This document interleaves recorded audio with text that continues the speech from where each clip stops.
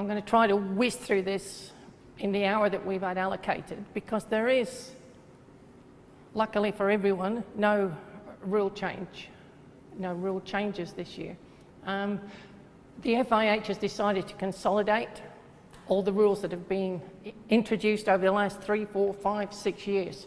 And it's probably a good decision because we have been introducing a lot.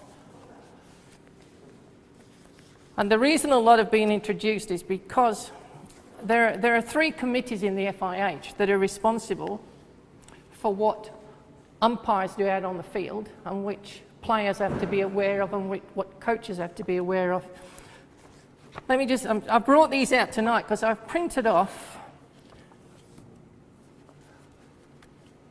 This is what good umpires have to be aware of.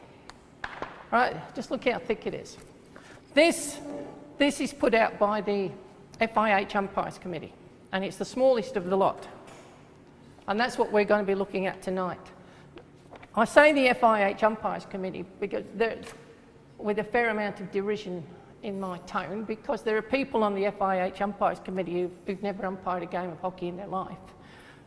People get appointed to FIH committees for political reasons. Various countries, the really powerful countries, think that they've got a God-given right to have people on certain important committees. This one is put out by the FIH Competitions Committee, and they are at the forefront of all the rule changes, the regulation changes that have been coming into force over the last few years. And this one here is the actual rules book that's put out by the FIH Rules Committee. And once again, there are people on the FIH Rules Committee who've never umpired at all. So that's one reason why there's been a lot of confusion over the last few years as to how rules should be administered and how they should be interpreted.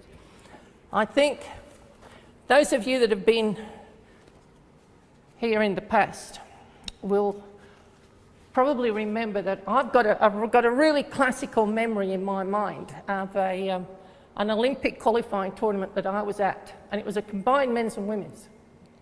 And it was in New Zealand, and Hockey New Zealand organised a seminar like this, but in a packed out room that was running for about 3 or 4 days.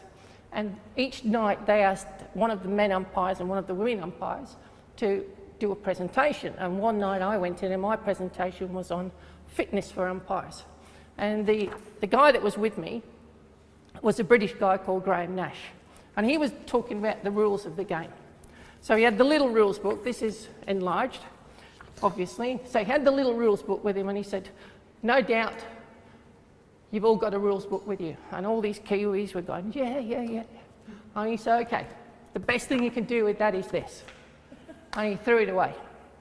Because it's not the actual rule book that is important, it's the way those rules are interpreted. And the major issue is that the FIH rules book is translated into 20-odd languages. I think the last count I had was something like 26 languages. Something always goes missing in translation. Even something in English can be read in different ways by different people. I was asked to go down to Ipswich once to adjudicate on a dispute between 2 male umpires who believed that the placing of a comma completely altered the meaning of a particular rule.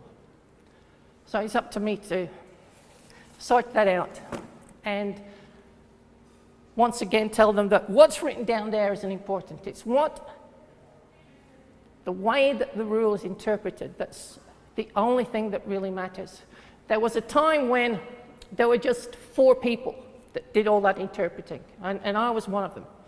There was a South African guy, there was a Dutch guy, there was another Australian from over in Perth, and myself. I only found out afterwards that we were known within FIH circles as the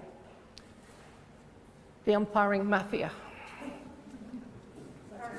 I don't know whether that was a compliment or not.